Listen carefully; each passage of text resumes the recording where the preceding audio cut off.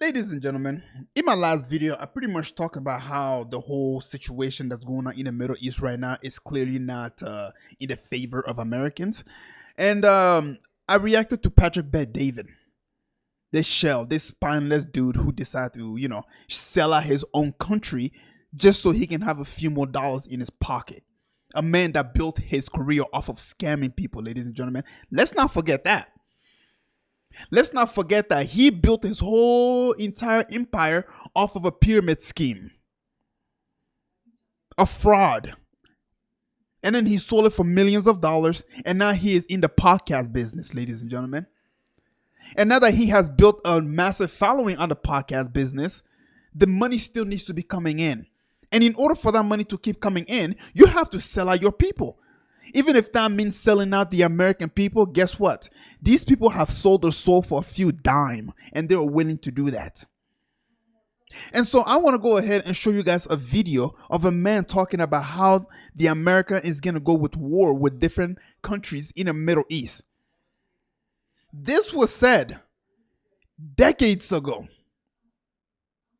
And so the idea that Israel is trying to protect itself, the idea that Israel is defending itself, just goes straight out the window, because how in the fuck can somebody say something like this decades ago and we're seeing it happening right before our eyes, and then we turn around and say, well, Israel is protecting itself. And it's like, wait a minute, this man said that these countries were going to be attacked decades ago. How are these countries now being attacked, and yet you're still claiming that Israel is defending itself? That doesn't make any sense.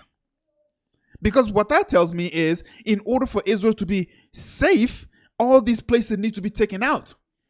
These places are not going to attack Israel. Israel has to be the one to come up with consent to attack these places, such as 9/11, such as Muslims are the bad guys. Do not accept these Muslims because they're trying to kill all of us. We are peacemakers. We're doing no wrong. Meanwhile, America is going with war, to war with Afghanistan, with Iraq, with Syria, with Yemen, with Libya, with all of these other countries that are not benefiting the American people. Rather, it's benefiting who? The Zionist state of Israel. But no, ladies and gentlemen, don't focus on none of that. You are living here in America. We need to now go to war with Iraq, even though Iraq doesn't have even though Iran doesn't have any nuclear weapon. But we need to go with them to prevent them from having a bomb. And also keep in mind that we've been telling you for decades that they are weeks away from bombs, months away from bombs. Fast forward into 2025, they are days away from bomb. We need to attack them, ladies and gentlemen. If our lies in the past didn't work, this one is definitely going to work. Anyway, that's enough monologue. Let's go ahead and listen to this guy right here talking about all the countries that need to be toppled. And you tell me which one poses a threat to America.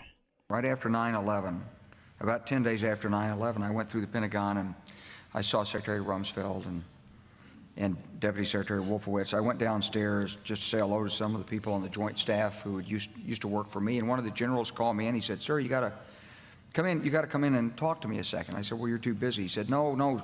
He says, "We've made the decision. We're going to war with Iraq." This was on or about the 20th of September.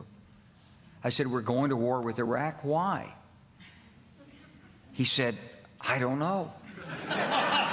He said, "I guess they don't know what else to do." So I said, "Well, did they find some information connecting Saddam to Al-Qaeda?" He said, No. He says, "There's nothing new that way. They just made the decision to go to war with Iraq."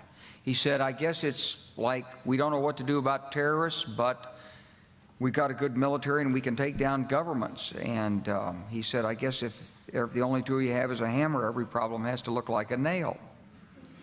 So I came back to see him a few weeks later, and by that time we were bombing in Afghanistan. I said, "Are we still going to war with Iraq?" And he said, "Oh, it's worse than that." He said, he reached over on his desk, he picked up a piece of paper, and he said, I just got this down from upstairs," meaning the Secretary of Defense's office today, and he said, "This is a memo that describes how we're going to take out 7 countries in 5 years, starting with Iraq and then Syria, Lebanon, Libya, Somalia, Sudan, and finishing off Iran." I said, "Is it classified?" He said, "Yes, sir." I said, "Well, don't show it to me." So yeah, you know what? Let me just go ahead and let the video play out. And I saw him a year or so ago, and I said, "You remember that?" He said, "Sorry, I didn't show you that memo. I didn't show it to you." I'm sorry, what did you say his name was? I'm not going to give you his name. So go through the countries again. Well, starting with Iraq, then Syria and Lebanon, then Libya, then Somalia and Sudan, and then back to Iran. So when you look at Iran, you say, is it a replay? It's not exactly a replay, but here's the Ladies and gentlemen, America is in a location in which the only way to topple America is internally. That's it. It's not sharing border. I mean, would obviously take out Canada. Let's be honest, Canadians are not gonna definitely attack America. If you go to Mexico, that's like really. I'm not even gonna go there. But you get what I'm saying. So, what do these countries have anything to do with America? Americans have spent trillions of dollars to fight terror in the Middle East. At what cost? You think it's to benefit America? Really? Have you been on the street lately? Has your home prices went down? Has interest prices gone better? Has gas prices gone better? Have you been living in bliss? Well, now the only place that's left is Iran. So it seems like they've taken down 6 of them. 6! And shit's are not getting better. What makes you think that Iran is going to be the last one that's going to make everything better in America? Like, seriously, what makes you think that? The truth that Iran from the beginning has seen that the presence of the United States in Iraq was a threat. A blessing, because we took out Saddam Hussein and the Baathists. They couldn't handle them.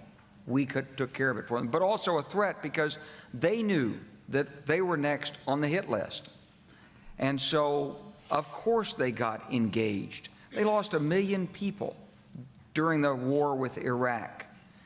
And they've got a long and unprotectable, unsecurable border. So it was in their vital interest to be deeply involved inside Iraq. They tolerated our attacks on the Baathists. They were happy we captured Saddam Hussein.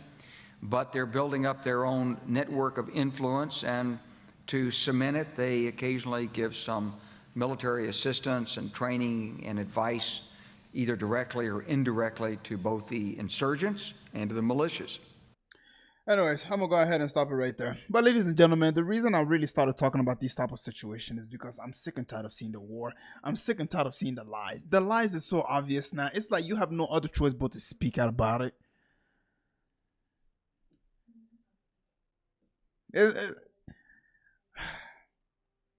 The politicians are bought.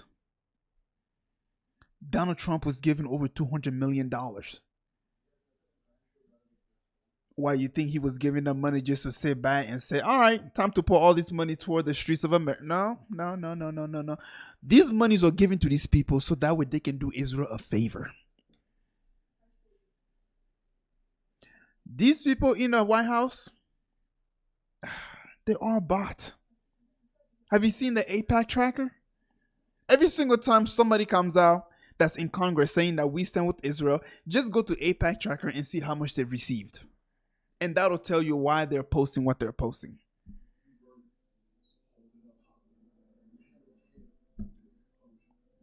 Later.